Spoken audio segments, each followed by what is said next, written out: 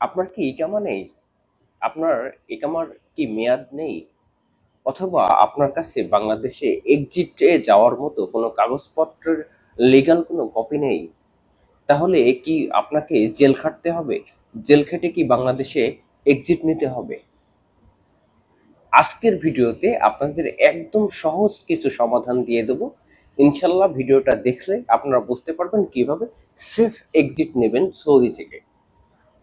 আমার মতো হাজার হাজার লক্ষ লক্ষ প্রবাসী বর্তমানে সৌদি আরবে একটা বিপদের মধ্যে আছে। তারা না পারছে সৌদি আরবে কাজ করতে, বা না পারছে ইকামা, না পারছে ঠিক মতো থাকতে, না পারছে স্যালারি, কোনোটাই ঠিক নাই। অনেকেই বিভ্রান্ত হয়ে দেশে যাওয়ার জন্য ব্যাকুল হয়ে আছেন, কিন্তু যেতে পারছেন না। আপনারা কি করবেন? আসেন, আপনাদের জন্য একদম সংক্ষেপে, আমি কোনো দালাল নই, আমি কোনো আহ, মানুষের এজেন্টও না, জাস্ট আমি আপনাদের কিছু ভালো পরামর্শ দিই, এবং এটার উদ্দেশ্যে আমার ভিডিওটা করা। তো ধন্যবাদ সবাই আমার ভিডিওটা দেখার জন্য। আসেন আলোচনা শুরু করা যাক। এক, আপনার ইকামা নেই। আপনার কাছে আপনার যে পাসপোর্টের একটা ভিসা ছিল, ওই ভিসাটার মেয়াদ আছে, মেয়াদও শেষ হয়ে গেছে, সবকিছু শেষ হয়ে গেছে, আপনার কাছে জাস্ট পাসপোর্ট আছে, আপনার কোনো ইকামা নেই। তাহলে আপনি কি করবেন?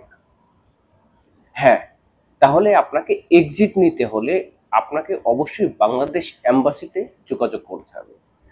এবং যেহেতু এটি একটি সরকারি কাজ, সেহেতু আপনাদের অল্প কিছুদিন সময় লাগতে পারে, কিন্তু এম্বাসিতে যোগাযোগ করলে একটা সেফ এক্সিট আপনি পাবেন। হয়তো 1 মাস বা 2 মাসের ভিতরে এক্সিট নিতে পারবেন, এবং বাংলাদেশে গিয়ে আপনি যদি চান আবার সৌদি আরবে আসতে পারবেন।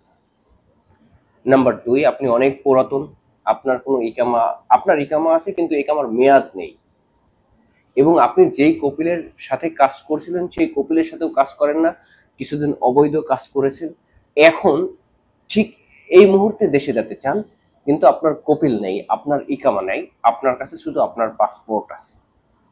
আপনি কিভাবে বাংলাদেশে যাবেন?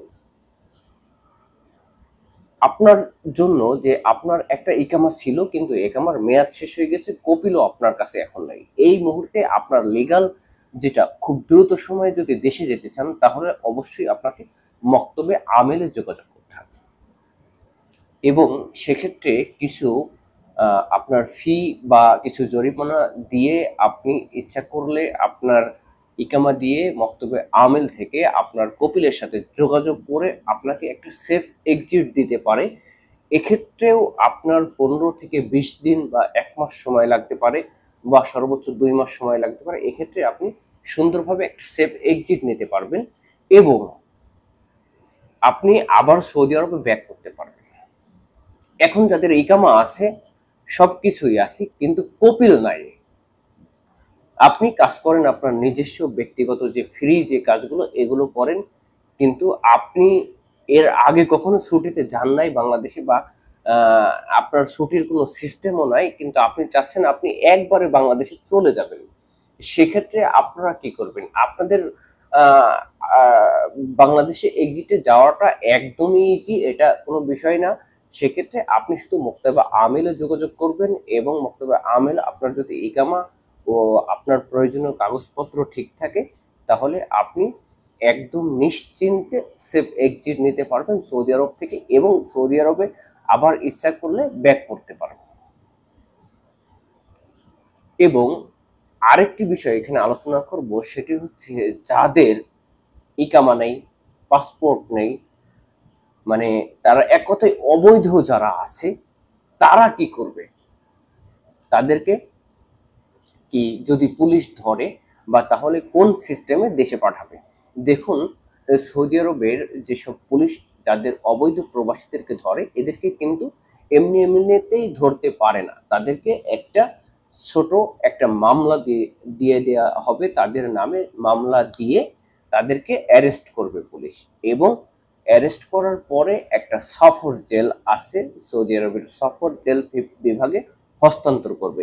এমনটা নয় যে সফর জেলে গেলেই আপনি বাংলাদেশে চলে যেতে পারবেন, এমনটা কোনো কিছু নাই। অনেকে আছে, অনেক লোকজন আছে যে সফর জেলে গিয়েও ওখান থেকে ফিরে এসছে, মানে বিশেষ করে সৌদি পুলিশরাই তাকে ছেড়ে দিছে, কারণ যে হচ্ছে তুমি এখন যেতে পারবে না। অনেকেই সফর জেল থেকেও ঘুরে এসছে, তাদের দেশে যাওয়ার কোনো লাইন পাচ্ছে না, এরকম যারা আছে তাদেরকে বলবো আপনাদের একমাত্র মামলা আর মাধ্যমেই, পুলিশের মাধ্যমে যদি আপনাদেরকে ধরা দিতে হয়, ধরা দিয়ে আপনারা সফর জেল থেকে বাংলাদেশে সফর করতে পারেন। অথচ যদি আপনারা সেটাও না করেন, আপনাদের পাসপোর্টটা যদি নাম্বার থাকে বা কোনো পাসপোর্টের যদি কাগজপত্র থাকে, অবশ্যই আপনারা বাংলাদেশ এম্বাসিতে যোগাযোগ করুন। কারণ আমরা সবাই বাংলাদেশের নাগরিক। আপনারা এখানে বৈধ হলেও বাংলাদেশে কিন্তু বৈধ না। অবশ্যই বাংলাদেশ এম্বাসি এক্ষেত্রে আপনাদের পাশে থাকবে আশা করি। কিন্তু আপনাদের কাছে আর একটা অনুরোধ করব, সেটা হচ্ছে দালাল থেকে সাবধান। আমার কাছে এর বেশি কোনো কিছু ইনফরমেশন পাবেন না। যদিও কোনো ইনফরমেশন লাগে, আমার কমেন্টে এসে কমেন্ট করলে আমি আপনাদেরকে একটা মিনিমাম কিছু সাপোর্ট করব, পরামর্শ দিয়ে। বাস। ধন্যবাদ, সবাই ভালো থাকবেন।